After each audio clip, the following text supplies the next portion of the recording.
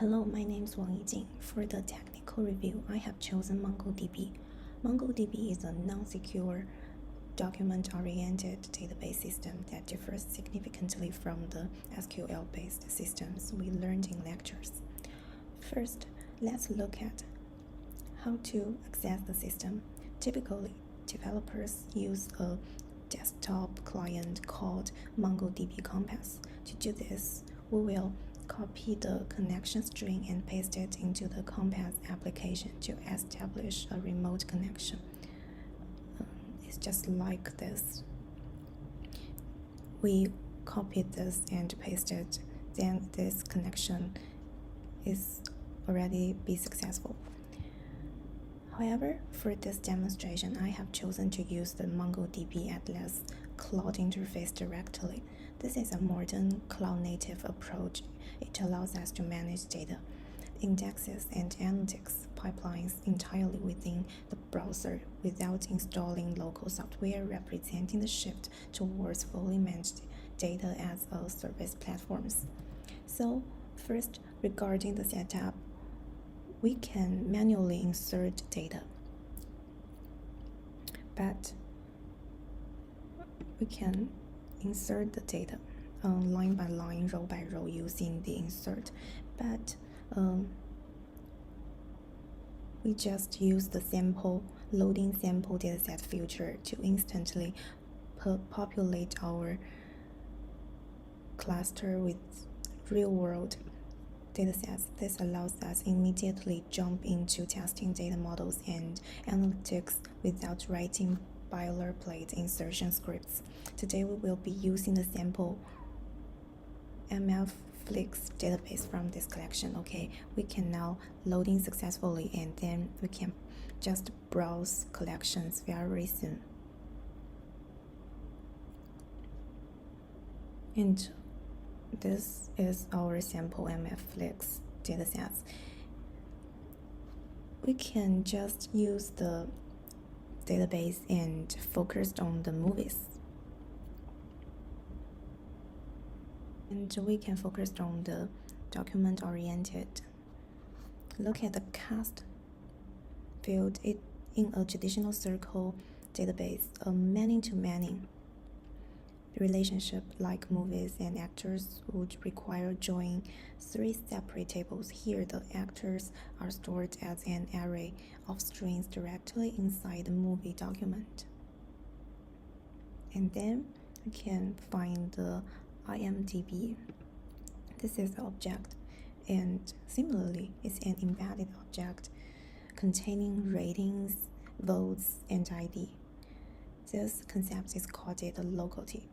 By keeping related data together, we avoid expensive join operations, which significantly improves read performance for web-scale applications.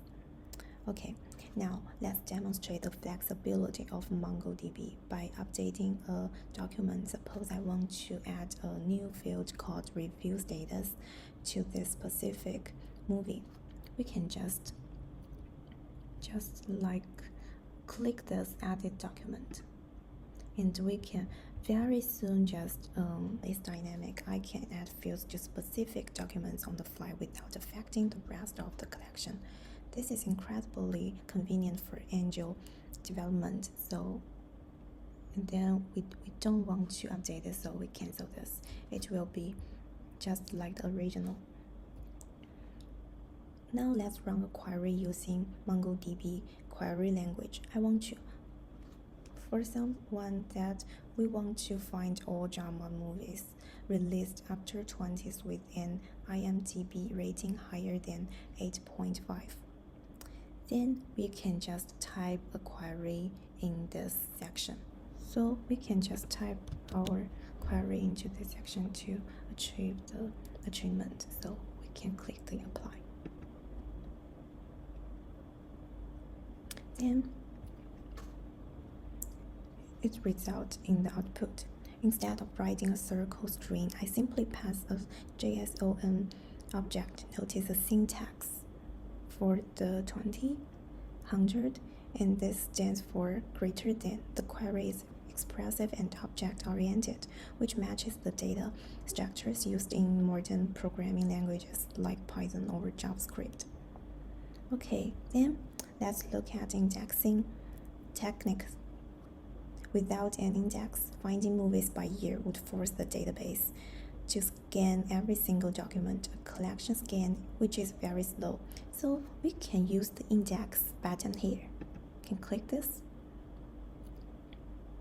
Here is in the Atlas Cloud interface, we define indexes using JSON programmatically, offering full control over the index structure. Okay, for example, we want to use the year to be ascending, and then we want IMDb rating to be descending.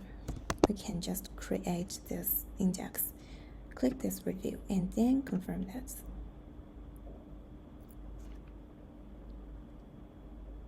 As you can see, the index has been successfully built. Notice the tag here says compound. This is because I indexed both the year and IMDb rating fields together. This specific index will now improve the performance of queries that look for movies in a specific year and sort them by their rating. The database no longer needs to scan every document or perform an expensive in-memory sort. Now that we have optimized our storage with indexes, let's move to the final part of this review, data analytics. I will click on the aggregation tab to build a data processing pipeline. Okay, we click this button, aggregation. And then add the stage. First, I notice some data is missing ratings, so I start with the match stage. I use a new query to filter out any documents where the rated field is null. This demonstrates how we can perform data cleaning on the fly within the database. And then we can add another stage for a group.